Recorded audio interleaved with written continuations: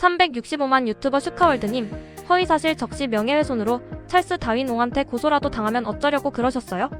이 영상의 설명란에 포켓몬빵 대박의 진화론적 고찰이라고 태연자약하게 적시해 놓으셨네요.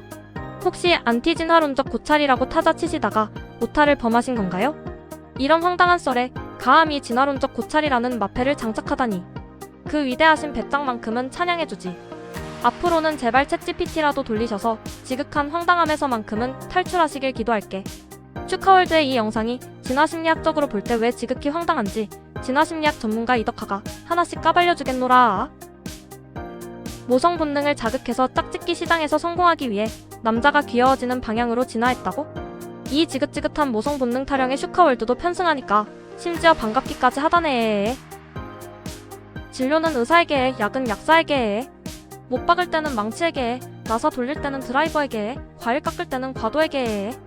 자식을 돌볼 때는 모성애에게 해, 짝짓기를 할 때는 짝짓기 본능에게 해.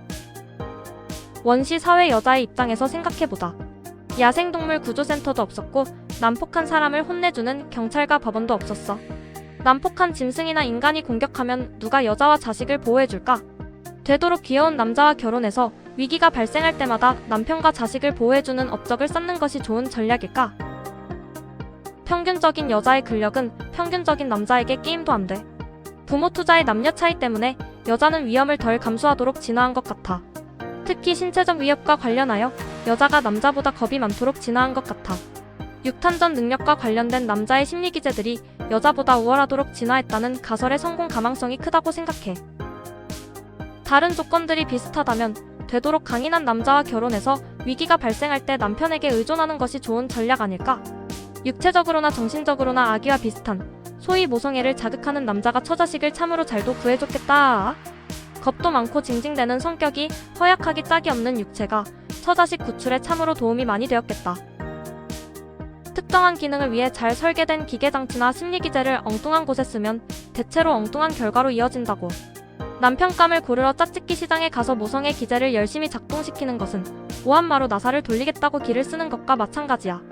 주변에 있는 실제 여자들을 보라고. 슈카월드가 보았다는 책에서나 사는 여자들 말고. 애들처럼 겁 많고 징징대고 책임 안 지고 힘없고 싸움 못하는 남자를 진짜로 좋아하니? 사나운 것보다는 귀여운 것이 낫다고?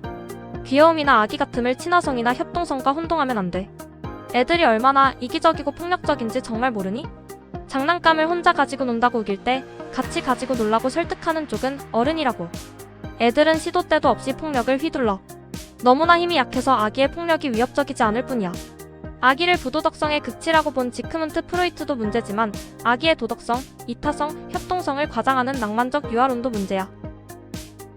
인간은 집단 생활을 했는데 사나운 독불장군은 집단에서 미움을 받기 때문에 송곳니와 사나운 성격이 줄어드는 방향으로 진화했다고? 일반 침팬지도 집단 생활을 하는데 너무나 사나운 독불장군은 인기가 별로 없어서 알파메일 자리에서 퇴출되기도 하지. 하지만 짝짓기 시장에서도 사나운 독불장군 알파메일이 인기가 없을까? 침팬지 수컷은 인간 남자보다 훨씬 사납고 송곳니도 아주 커. 툭 하면 대판 싸우고 암컷을 두들겨 팰 때도 상당히 많아. 사납고 이기적으로 행동하면 잃는 것도 있지만 얻는 것도 있으니까 침팬지 수컷이 그렇게나 사납도록 진화했겠지. 인간이 왜 침팬지보다 더 온순해지는 방향으로 진화했는지 궁금하니? 집단에서 왕따 당할 위험에 대해서 열심히 떠들어댄다고 해서 답이 나올 것 같니? 사납게 행동할 때 무엇을 잃는지에 대해서 열심히 떠들어댄다고 해서 답이 나올 것 같니? 정답에 근접하고 싶다면 사나운 행동을 했을 때 얻는 것과 잃는 것을 차분하게 계산할 준비가 되어 있어야 한다고. 한쪽 측면만 따지지 말고 양쪽 측면을 정량 분석하겠다는 마인드가 있어야 한다고. 그런 정량 분석이 엄청나게 어렵다 해도 정량 분석을 해내겠다는 집념을 놓아버리면 안 된다고.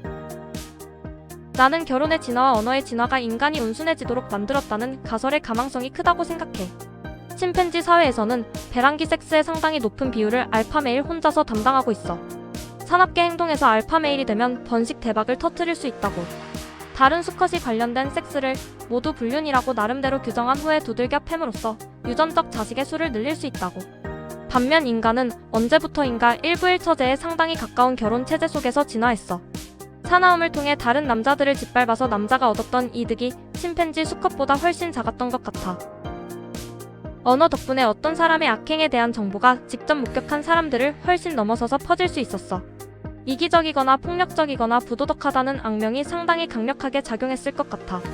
그렇다면 정교한 언어가 진화하기 전보다 더 이타적이고 더 순하고 더 도덕적인 전략이 최적 전략이 될 수 있었겠지. 슈카월드는 남자가 여자의 가슴을 탐하는 이유를 엄마에 대한 그리움으로 설명해. 이건 프로이트의 오이디푸스 콤플렉스를 떠올리게 하는 가설이지.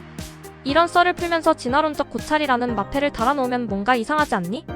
진화 심리학의 철천지 원수인 정신분석에 의존한 고찰이라고 해야 어울릴 것 같은데. 진료는 의사에게 해, 약은 약사에게 해. 여자가 짝짓기 시장에 가서 모성애를 휘두르면 짝짓기 성과를 제대로 얻기 힘들어. 마찬가지로 남자가 짝짓기 시장에 가서 엄마에 대한 애착 심리를 휘두르면 좋은 짝짓기 성과를 얻기 힘들다고. 인간이 친족의 맥락과 짝짓기의 맥락을 마구 짬뽕할 정도로 멍청하게 진화했을 리 없어 보여. 인간은 오줌이 마려울 때 오줌을 싸도록 진화했지 재채기를 하도록 진화하지는 않았다고. 자연 선택이 친족을 향한 사랑 기제들을 기껏 진화시켜놓고 그것을 짝짓기 시장에서 쓰도록 만드는 조율 기제를 진화시켰다고? 자연 선택이 재채기 기제를 기껏 진화시켜놓고 그것을 오줌 마려울 때 쓰도록 만드는 조율 기제를 진화시켰다는 망상과 뭐가 다르지? 그런 식의 명예훼손을 당하는 자연 선택이 불쌍하지도 않니? 시계를 기껏 정교하게 만들어놨더니 시계로 못질이나 한다고 하자. 뺑이 치면서 시계를 만든 노력이 모욕으로 돌아온다면 시계공이 불쌍하지 않을까? 남자가 가슴 큰 여자를 짝짓기 맥락에서 선호하는 이유는 그런 여자가 번식 능력 면에서 우월하기 때문인 것 같아. 가슴 큰 여자, 모래시계 몸매인 여자가 번식 능력 면에서 대체로 우월하다는 점은 나름대로 설득력 있게 입증되었어. 다만 왜 그런 상관관계가 성립하는지에 대해서는 여전히 많은 것들이 불투명하지.